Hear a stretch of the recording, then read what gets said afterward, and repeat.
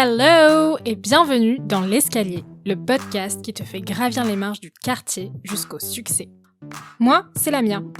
Une semaine sur deux, je t'emmène à la rencontre de héros pas comme les autres. Ils sont cadres supérieurs, libéraux, artistes et j'en passe. Et ils ont tous 3 points en commun. Ils sont descendants d'immigrés, issus de milieux populaires et débordent d'ambition. On entend souvent que l'ascenseur social est en panne. Pourtant, ils sont la preuve que la réussite est accessible. Bon, on va pas se mentir, il y a eu des galères en chemin. Mais ils sont toujours restés déter. Pour te guider dans ton orientation professionnelle, ils nous expliquent comment ils ont fait pour arriver là où on ne les attendait pas. J'espère que leur histoire t'aidera à écrire la tienne et devenir toi aussi le héros de ton quartier. Enfile tes meilleurs sneakers et prépare-toi à monter. C'est parti!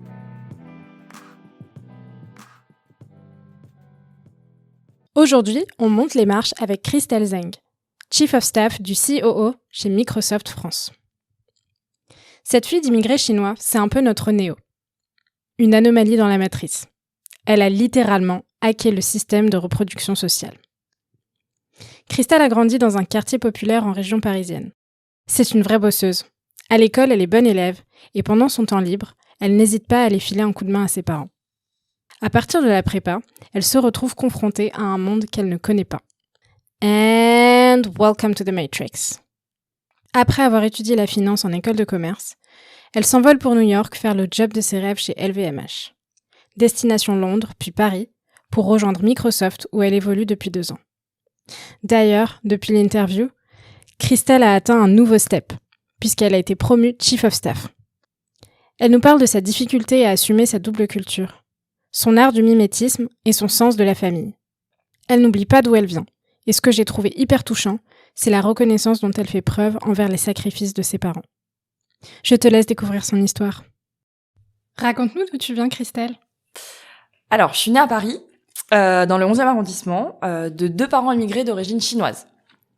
Plus précisément de Wenzhou, c'est une ville qui se trouve sur la côte est, à quelques heures de Shanghai. Et mes parents sont arrivés en France dans les années 90. Ils savaient ni lire, ni écrire, ni parler le français. Et à l'époque, ils avaient déjà eu ma sœur en Chine. C'était la politique de l'enfant unique. Et moi, je suis née en 1991 et j'ai été naturalisée française vers l'âge de mes 5-7 ans, je crois. J'ai grandi à Paris jusqu'au CP. On habitait dans le 11e, dans un appart de 40 mètres carrés, on était 5. Et mes parents, ils faisaient des petits boulots. Mon père, il est de formation mécanicienne et il faisait la plonge dans des restaurants Jap à l'époque. Et ma mère, elle était couturière pour les marques du Sentier. Et ensuite, à la maternelle, il y avait pas mal de diversité. Il y avait ma meilleure copine était indienne et c'était un quartier plutôt populaire, le 11e. Et ensuite, mes parents ont économisé et ils ont ouvert une boutique dans le Val d'Oise de maroquinerie qui se situait dans un centre commercial. Et j'ai été mise dans une école qui se situait juste à côté de H&M. Et là-bas, j'ai retrouvé pas mal de diversité, mine de rien. On était principalement des enfants d'immigrés. On venait soit de pays maghrébins, d'Afrique noire. Donc j'ai pas vraiment ressenti de décalage à ce moment-là. On était moi j'étais confrontée à des enfants du même milieu social que moi. Dont les parents ne parlaient pas très bien le français, qui étaient voire plus pauvres que les miens. Tu disais que quand tes parents sont arrivés, ils ne maîtrisaient pas la langue française. Est-ce que tu peux nous raconter comment ça s'est passé pour eux les premiers jours, les premières années en France ? Ils m'en ont parlé, mais que récemment. Je sais que ça a été dur pour eux. Je sais que ils sont venus en France parce que mon oncle était déjà en France et qu'il avait des petits business par-ci par-là. Ils m'ont jamais vraiment décrit de manière précise comment est-ce qu'ils avaient vécu cette arrivée, est-ce que ça avait été dur pour eux, mais ils m'ont plusieurs fois raconté dans quel endroit ils vivaient. Je savais que c'était petit, qu'ils étaient trois dans la même pièce et que c'était dur. Mais ils ont jamais posé de mots sur qu'est-ce qu'ils avaient fait exactement. Le fait d'avoir grandi dans cet environnement-là, donc d'abord dans un petit appartement dans le 11e, puis d'avoir déménagé dans le Val d'Oise, quel impact ça a eu, tu penses, sur toi et quel genre d'enfant tu étais dans cet environnement-là ? J'étais plutôt épanouie en vrai. On avait tous des cultures hyper différentes et en même temps, j'avais personne entre guillemets qui me ressemblait, donc j'avais pas vraiment de modèle à qui m'identifier. Mais il y avait une diversité d'origines. Enfin, tous les jours, j'apprenais des nouveaux trucs. Ma meilleure copine, elle s'appelait Widad. Sa mère, elle me faisait des briques pour le goûter. C'était trop cool. C'était, en vrai, je me suis jamais sentie à l'écart ou différente, parce qu'on était tous différents en fait. Et c'est plus à partir du collège-lycée où là, j'ai commencé à baigner dans des milieux où il y avait un peu moins de diversité et je m'en étais même pas rendu compte. Là où j'ai commencé à réaliser que j'étais un peu différente, c'est à partir du collège où mes parents ont déménagé dans un appart où il se trouvait que une de mes copines du collège habitait juste en dessous. Et plusieurs fois, elle m'avait fait des remarques de type ah mais tes parents ils font sécher des trucs bizarres sur le balcon, ou ah mais tes parents ils parlent hyper fort, ou ah tu sens un peu la bouffe quand tu viens. Et en fait, si tu veux, j'ai un peu intériorisé ça, et plus je l'entendais, plus je me disais en fait ce qu'elle dit c'est vrai. C'est pas normal d'avoir ce type de comportement, c'est pas normal d'être comme ça. Et du coup, j'ai commencé à éprouver une forme de honte et de rejet sur ma culture chinoise. Et là, je me suis dit, il faut que je cache ce truc. Il faut que je m'assimile, il faut que être français, ça passe pas par ça. Et donc, j'avais beau être, si tu veux, française par le droit du sol, par le regard social, je l'étais pas du tout. On m'assimilait à une culture que moi, je connaissais pas. Parce que mes parents ils m'ont jamais appris le mandarin. J'ai appris un dialecte, mais je le maîtrise pas à 100%. Et si tu veux, on m'associe à un faciès, mais je connais pas la culture. Je suis née en France, j'ai grandi en France, je sais pas de quoi on parle. Et c'est là vraiment où ça a commencé à peser un peu. Quel a été le rôle de ta famille pendant ton parcours scolaire ? Alors, mes parents, ils ont pas fait beaucoup d'études, mais ils m'ont toujours dit faut que tu aies des bonnes notes à l'école. Pourquoi, je ne sais pas. Est-ce que c'est une forme de... Est-ce qu'ils ont voulu transposer un peu leur désir de ne pas avoir fait d'études sur nous, les enfants? Probablement. Mais du coup, j'ai toujours eu à cœur de me dire, il faut que t'aies des bonnes notes, J'avais la chance d'avoir ma grande sœur qui avait 7 ans de plus que moi, pour m'aider dès que je bloquais sur un truc. Mais du coup, j'ai toujours voulu être une enfant sage, qui respectait les règles. J'ai jamais été un élément perturbateur. C'était quoi le métier de tes rêves quand t'étais enfant ? J'en avais pas.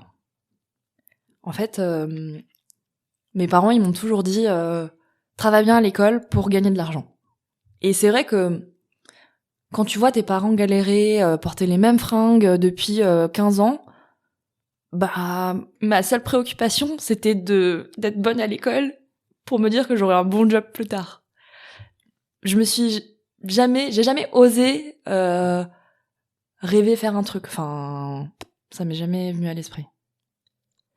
Et quand tu dis justement, ma seule préoccupation, c'était d'avoir un job qui puisse me garantir une bonne situation financière plus tard, est-ce que dans ta tête, dans ton imaginaire d'enfant, t'associais l'argent à une fonction, à une position particulière ? J'avais déjà entendu que les fonctions qui gagnaient beaucoup d'argent, c'était médecin, avocat, mais bon, je me suis vite rendu compte que médecin, ça allait pas être possible pour moi parce que j'étais trop nulle pour faire un bac S. ou alors, enfin, en tout cas, j'avais pas les compétences pour. Et je suis arrivée un peu par mimétisme de ma sœur sur un parcours ES et à me retrouver à faire du commerce. C'était quoi ton état d'esprit à ce moment-là? Tu suivais un petit peu le modèle de ta sœur et puis tu te disais je continue d'apprendre, à être bonne en cours et on verra où ça mène, ou est-ce que tu avais un plan déjà dans ta tête des prochaines étapes? J'avais pas de plan, je savais que je voulais pas galérer comme mes parents parce que ils ont ouvert la boutique quand moi j'avais je pense 10-11 ans et quand j'étais petite, j'allais souvent les aider. Forcément quand t'as pas trop d'argent tu pars pas en vacances, donc quand tu pars pas en vacances faut bien que tu serves à quelque chose à un moment donné.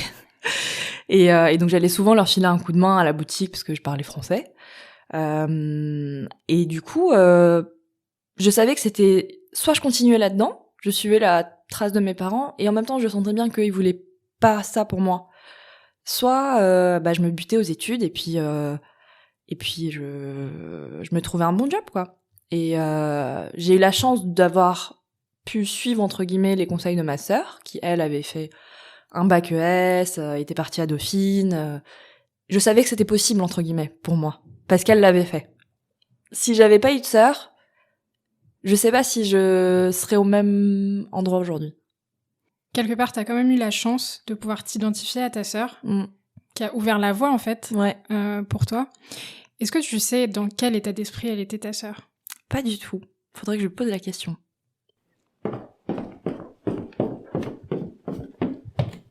À partir de quel moment le métier que tu as envie d'exercer commence un peu à se concrétiser dans ta tête? Ça a été un long parcours. Ma sœur avait fait du marketing. Par mimétisme, j'ai voulu faire du marketing. Donc j'avais envoyé pas mal de CV quand j'étais en école de commerce pour justement trouver un premier stage, toute première expérience professionnelle de ma vie. Je pense que j'ai dû en envoyer une 50aine. J'ai fini par être acceptée dans une boîte qui est un prestataire de comité d'entreprise pour les petites et moyennes entreprises. J'ai fait 2 mois là-bas et en fait je me suis rapidement rendu compte que ça me plaisait pas du tout.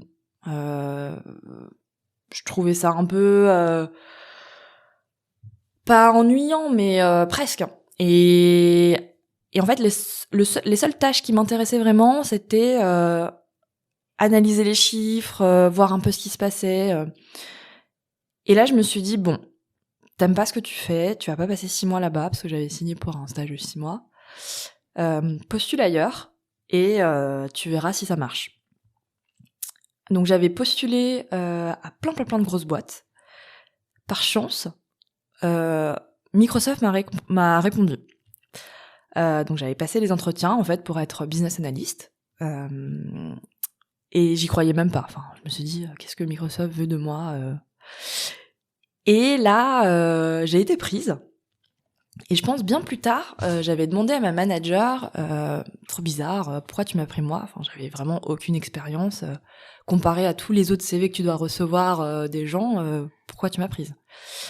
Et elle me dit quand j'ai vu ton CV, j'ai vu que tu avais fait pas mal de petits jobs de vendeuse. Et c'est vrai que à un moment donné, pour payer mon école de commerce, j'avais fait beaucoup d'intérim. J'étais vendeuse aux Galeries Lafayette, dans une petite boutique rue Saint-Honoré, blablabla. Et j'avais économisé pas mal et c'est ça qui m'avait permis de payer la seconde année. Et elle m'a dit ça, tu vois, c'est des qualités relationnelles que peu de gens ont et c'est important pour ce type de job. Et donc c'est pour ça que je t'ai prise. Et à partir de là, je pense que ça a vraiment déclenché un peu tout le reste de mon parcours professionnel, parce que une fois que t'as ce grand nom entre guillemets sur ton CV, c'est facile de s'infiltrer sur les autres gros groupes après. Et c'est là où je me suis rendu compte que j'aimais beaucoup analyser les chiffres. Et du coup, en Master 2, je m'étais spécialisée en finance. Et j'ai ensuite fait mes expériences en contrôle de gestion, en conseil financier. Et j'ai fini par décrocher mon dream job à New York chez LVMH en finance. Trop cool. Ouais. Est-ce que justement tu veux nous parler de ton expérience à New York et ce que ça t'a apporté professionnellement, mais aussi, aussi de manière plus générale, à quel point ça t'a marqué? Moi, j'avais toujours voulu partir à l'étranger. Et c'est bizarre parce que mes parents en tout cas étaient assez réticents à cette idée. Ils m'ont dit mais pourquoi tu veux partir à New York? Tu peux pas juste trouver un CDI à Paris, t'es très bien. Et je pense que c'est aussi pas une forme de rébellion, mais eux ils ont fait ce move de Chine vers France. Et une fois qu'ils sont installés en France et qu'ils ont eu une situation stable, ils ont plus voulu partir. Et moi j'ai jamais fait ce move. J'ai grandi en France. J'avais envie de voir un peu ailleurs ce que ça pouvait donner. Et à ce moment-là, j'étais pas encore hyper à l'aise avec mes origines. Et j'avais envie, mine de rien, de me détacher de ma famille, de partir un peu à l'aventure, de plus être sous cette espèce de pression familiale où, mine de rien, tu dois encore à 25 piges traduire tous les docs pour tes parents, quoi. Et il y avait une forme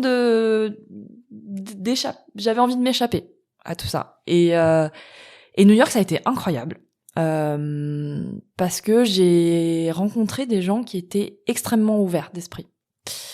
Je dis pas que j'ai pas rencontré des gens ouverts d'esprit auparavant, mais quand tu sors d'école de commerce ou mine de rien, en termes de bagage culturel, les gens ont à peu près les mêmes origines sociales. Là, je sentais déjà en école de commerce que je dénotais, tu vois. Et en fait, en arrivant à New York, j'ai rencontré plein de gens différents. Plein de gens.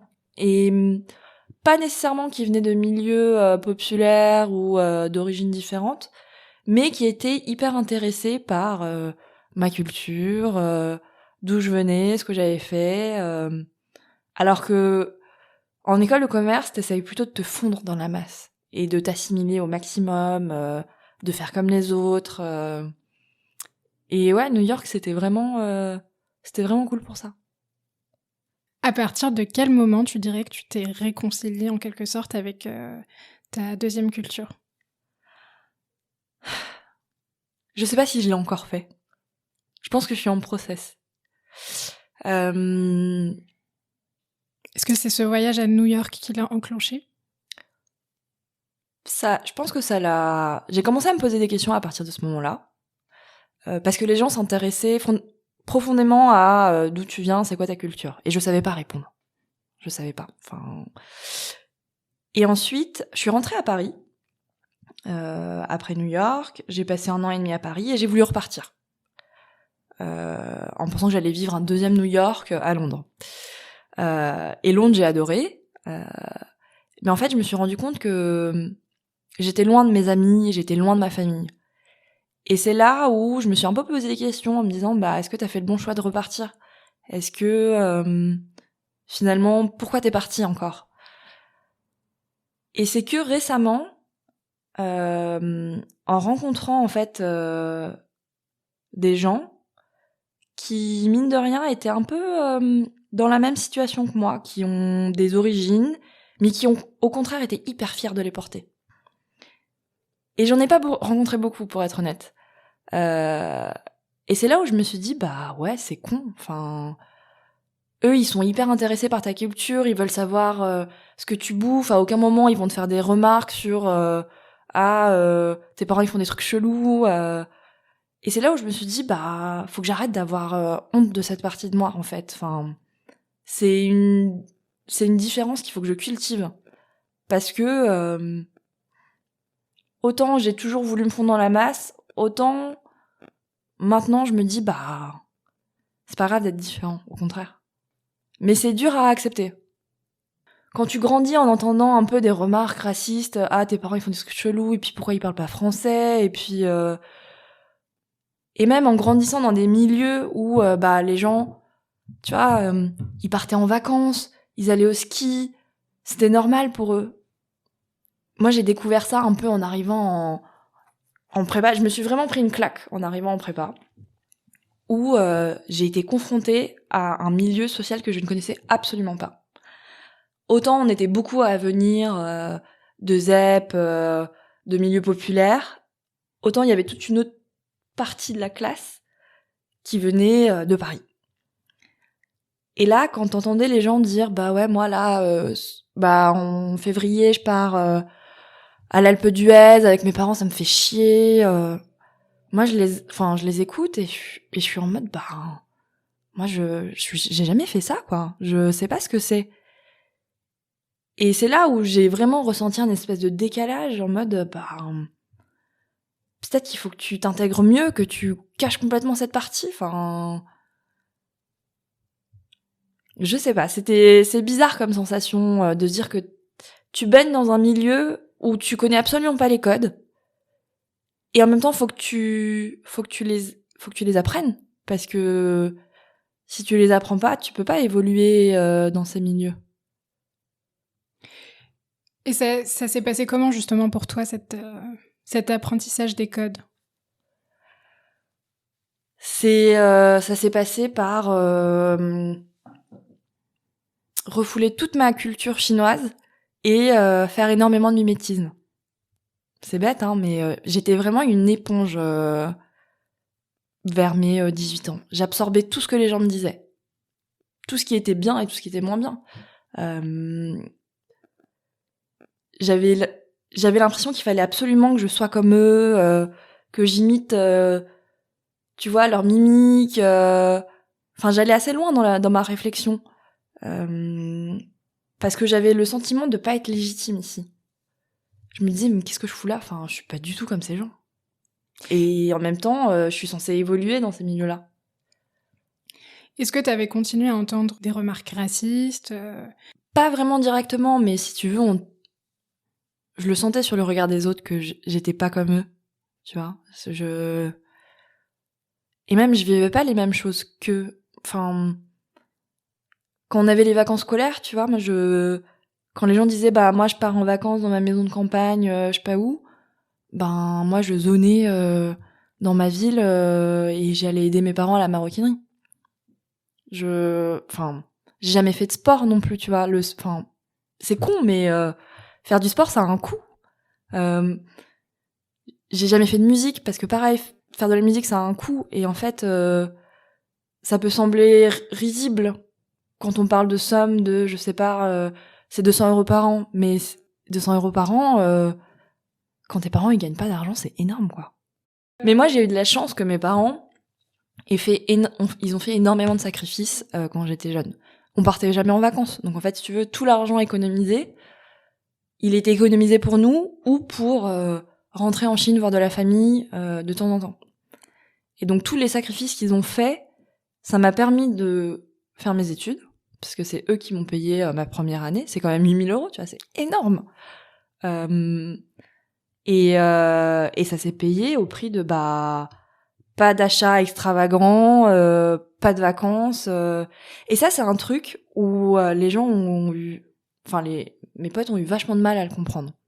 Par exemple, en année de césure, moi, j'ai continué à vivre chez mes parents, qui habitaient en banlieue. Et les gens me disaient, mais je comprends pas pourquoi tu prends pas un appart à Paris, c'est quand même plus pratique.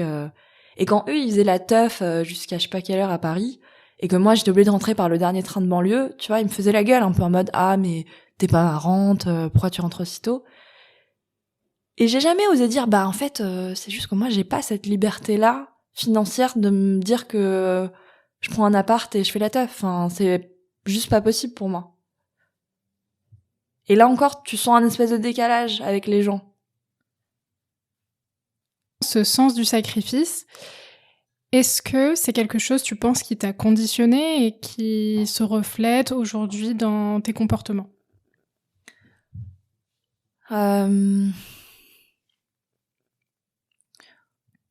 Oui et non.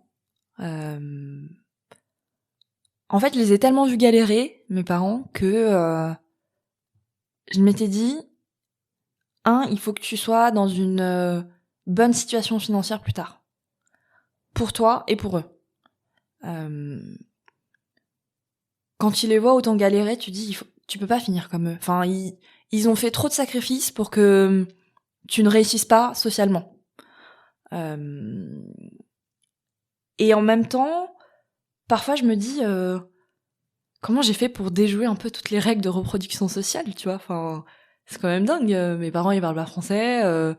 Et mine de rien, j'ai réussi à faire une école de commerce et à trouver un bon job. Et aujourd'hui, en fait, j'ai envie de leur faire plaisir. C'est con, tu vois, mais on n'est jamais parti en vacances. Bah moi, maintenant, je suis trop contente de pouvoir me dire, allez, on part tous ensemble. Enfin, mes premières vacances avec mes parents, toute ma famille, je pense que j'ai dû le faire à l'âge de mes 25 ans, tu vois. C'est bizarre.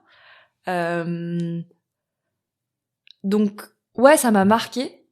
Et en même temps, je me dis que bah maintenant qu'aujourd'hui on est toutes dans des situations confortables, je connais la valeur de l'argent, mais je sais aussi en profiter.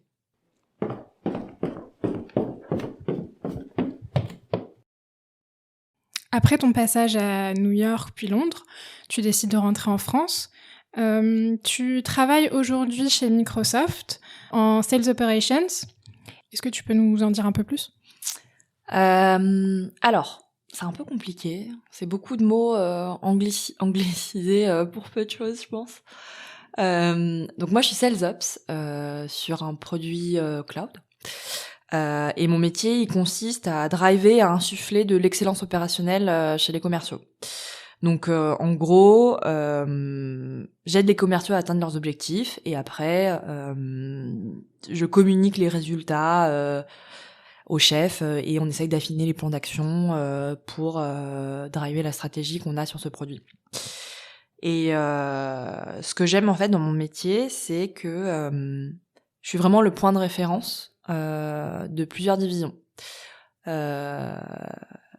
Et je suis quand même restée assez proche, tu vois, de fonctions commerciales parce que je sais pas si c'est parce que j'ai moi-même été commerciale à un moment donné dans ma vie à vendre des sacs et des valises. Et non, enfin, je suis hyper contente aujourd'hui d'être dans cette boîte.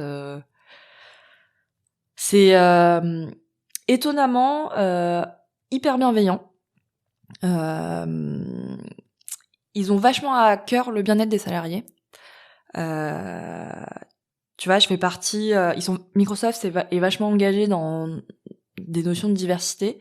Je fais partie d'une asso au sein de Microsoft qui promeut la diversité, qu'elle soit ethnique, socio-économique ou académique, pour l'égalité des chances. Et à leur échelle, je pense que on peut avoir de l'impact. Par exemple, j'étais allée discuter avec des collégiens de ZEP pour leur présenter mon métier. Et bon, tu te dis si peut-être un jour ça peut inspirer une personne, c'est cool. C'est un super exemple que tu donnes. Ces collégiens d'ailleurs, ils ont eu quelle réaction ? Bah, c'était pendant le confinement, donc par Teams, un peu compliqué de voir leur réaction. Ils étaient hyper intéressés. Après, moi, j'ai un métier pas du tout tech. Et pour eux, la vision de Microsoft, c'est de la tech, du codage.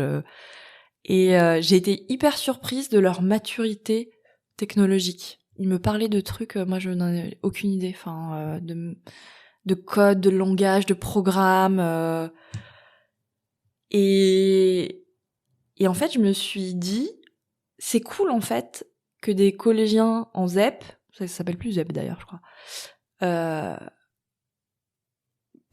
ils peuvent avoir cette chance, entre guillemets, de réussir à travers des métiers comme ça. Je sais pas, on n'avait pas trop ça à l'époque. Je suis pas si vieille que ça, mais... Et en fait, je me dis, sur ce type de job, t'as pas besoin d'avoir un bagage culturel hyper fort, entre guillemets. Ça, c'est un truc, par exemple, sur la prépa qui m'a vachement marqué. C'est que j'arrivais dans un milieu où autant j'avais toujours été bonne élève jusqu'au lycée, là, on me propulsait sur un niveau académique où bah, j'étais nulle, quoi.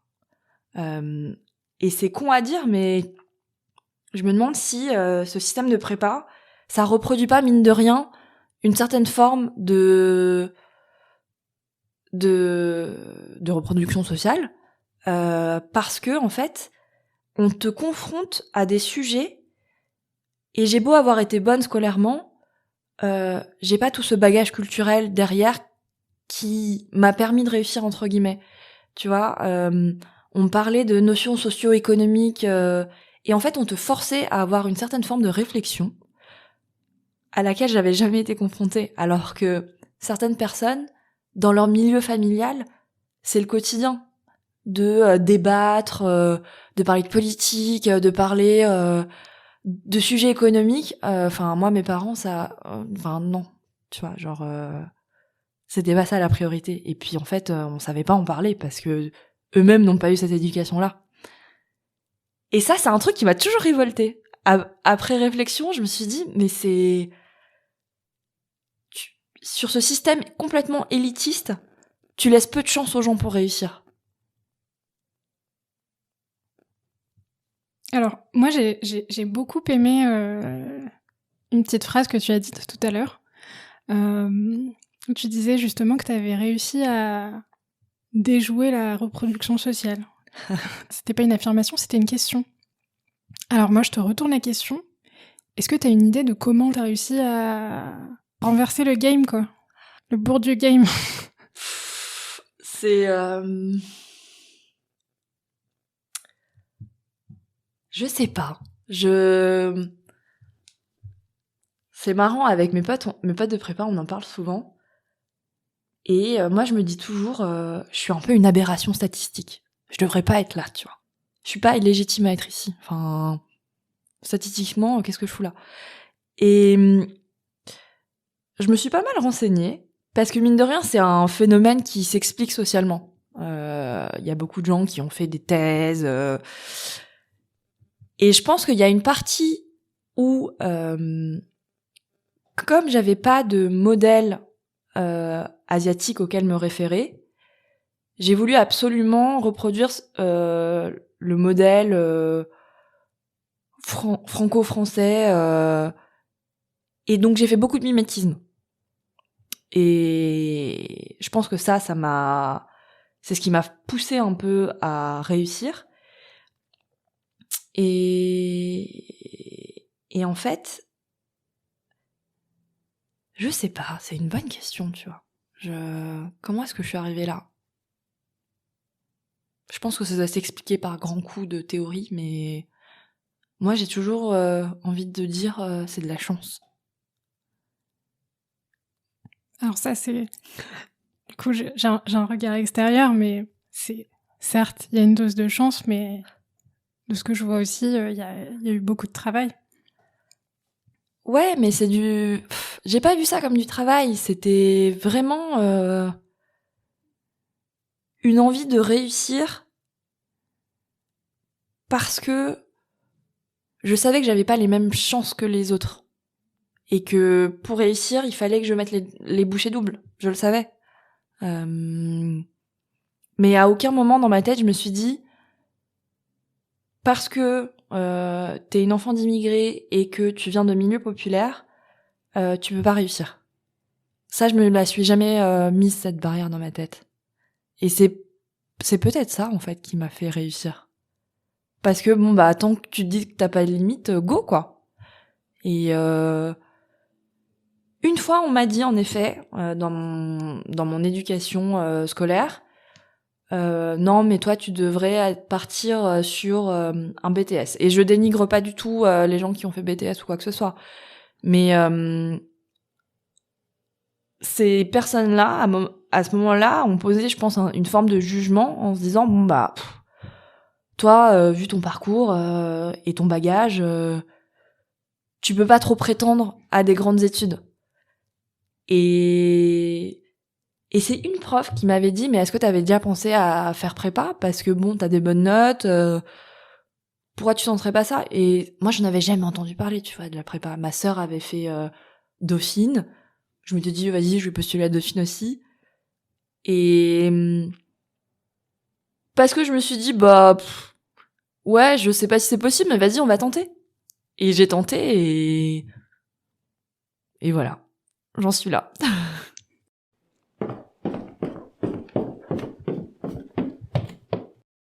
Aujourd'hui, tu penses que tes parents portent quel regard sur ta situation, sur ta réussite? C'est marrant parce que dans ma famille, on est assez pudique. On parle pas trop de sentiments, c'est pas, on s'exprime pas des masses. Je sais que parmi tous les enfants qui sont de la première génération d'enfants d'immigrés, on fait partie des rares cas d'enfants qui ont fait des études.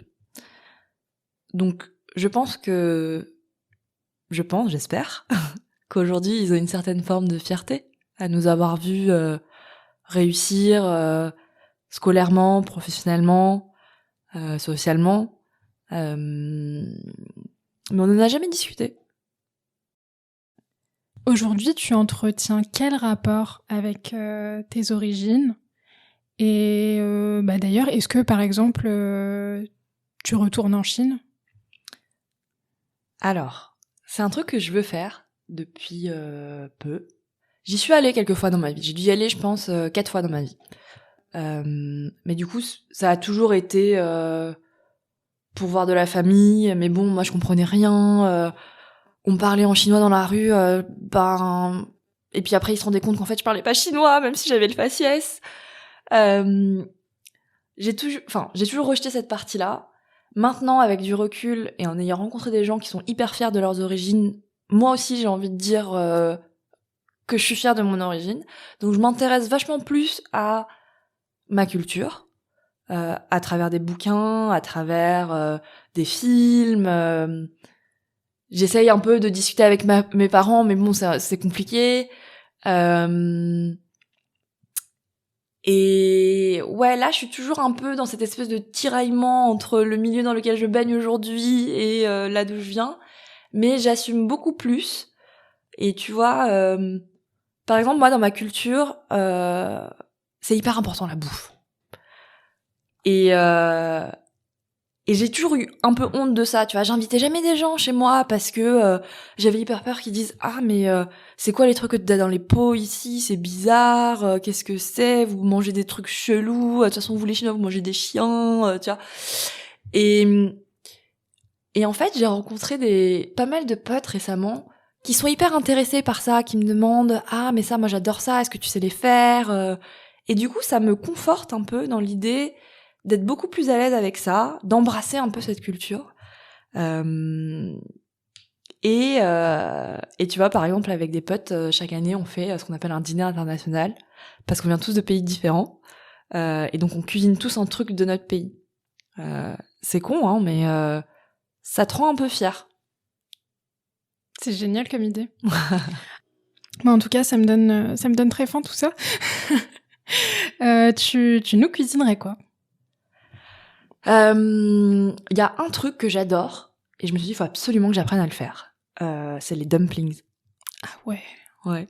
Et en fait, mes parents, ils font ça from scratch. Donc, ils font la pâte eux-mêmes, ils font les plis eux-mêmes. Et moi, quand j'étais petite, j'ai toujours appris à les plier de la manière qu'il faut. Et ça, pareil, c'est un truc dont j'avais toujours eu honte, tu vois. Et tu sais, j'ai toujours eu des blagues en mode ah mais il y a plein d'appartements raviolis à Belleville, tes parents ils font ça. Et et maintenant, quand on me pose la question, je suis en mode, bah ouais, je sais les faire, c'est hyper bon, si tu veux, je peux t'apprendre. J'en suis beaucoup plus fière aujourd'hui. Ça a l'air délicieux. Moi, je kifferais avoir un appartement ravioli, hein. C'est encore mieux que la maison de pain d'épices. Ouais.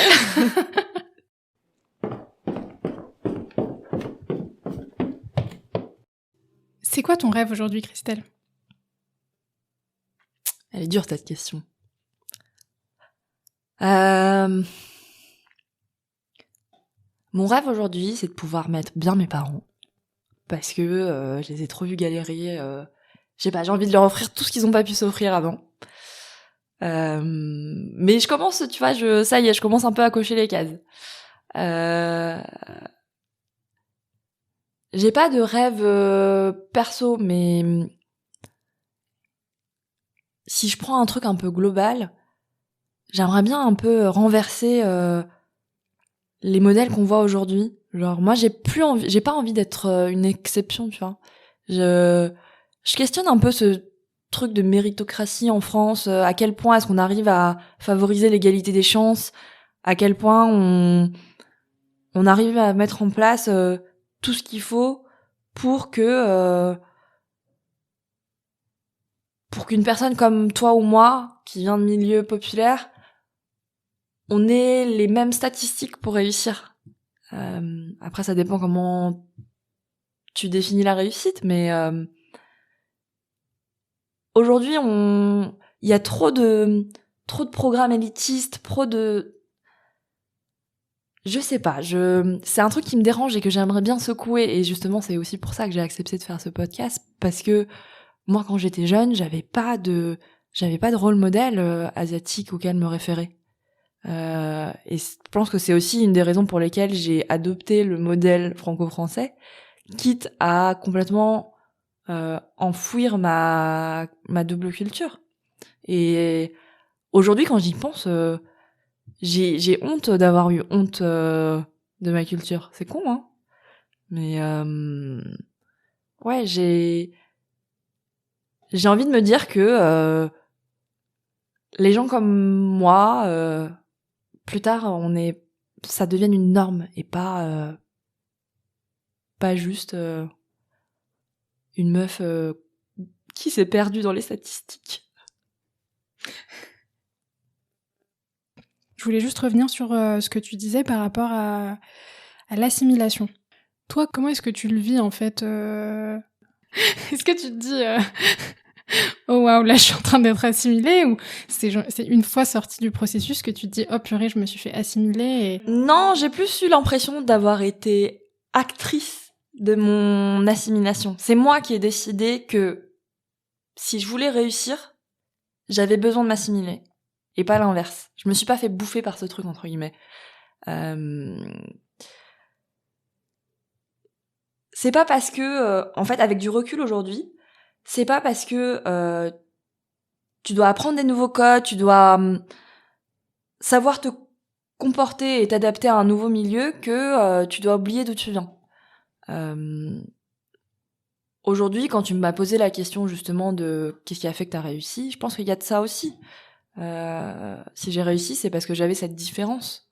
Et j'avais beau, tu vois, m'assimiler, essayer de faire comme les autres. Il y avait un tel fossé culturel que, en fait, la bataille, elle est déjà perdue d'avance. Enfin, c'est impossible. Tu peux pas recréer des moments avec ta famille, etc. Tu peux pas. Et donc là où tu peux jouer, ben c'est ta richesse culturelle, c'est ta façon de voir les choses autrement. D'avoir une autre vision, d'avoir un autre prisme, un autre regard sur certaines choses. Mais après, est-ce que c'est malheureux de devoir passer par cette assimilation-là ? Je pense pas. Moi, ça m'a fait voir d'autres choses. Et de cette manière, t'es beaucoup plus flexible dans la vie. Tu sais facilement t'adapter à des nouvelles cultures, des nouveaux modes de vie. C'est bien. Dernière question. Avec du recul, tu dirais quoi à la jeune Christelle ? Celle-ci, j'y ai réfléchi. Ça, c'est le moment... Mais c'est dur, c'est hyper dur. Ouais. Là, il faut rembobiner toute la cassette. Bah, si je vais donner un conseil à mon jeune moi, ça serait de pas douter ou de pas avoir honte de ses origines. Enfin, c'est pas parce que je suis enfant d'immigrés, je suis une fille en plus, je suis jeune, je viens de banlieue, j'avais 4 fois plus de trucs à prouver aux gens, mais j'y suis arrivée. Et donc ouais, le conseil ça serait doute pas de tes origines, doute pas d'où tu viens, c'est pas ça qui va te bloquer dans la vie. Au contraire, plus tu vas l'embrasser tôt et plus tu vas pouvoir t'en servir comme atout. Mais ça, bon, j'ai réalisé que maintenant. Mais c'est jamais trop tard. C'est vrai. Merci beaucoup Christelle. Merci à toi. Et merci à toi d'avoir écouté jusqu'au bout. J'espère que t'as kiffé ce nouvel épisode. Si c'est le cas, n'hésite surtout pas à lâcher quelques étoiles et un commentaire pour soutenir l'escalier sur ta plateforme d'écoute. Pour continuer à suivre les pas de Christelle, je t'invite à la retrouver sur LinkedIn. Quant à nous, on se retrouve dans 2 semaines pour un prochain épisode. En attendant, tu peux m'écrire sur Instagram, TikTok, @l'escalierpodcast, si tu souhaites me recommander un héros de ton quartier ou me poser une question. Et surtout, reste bien motivé et continue de monter.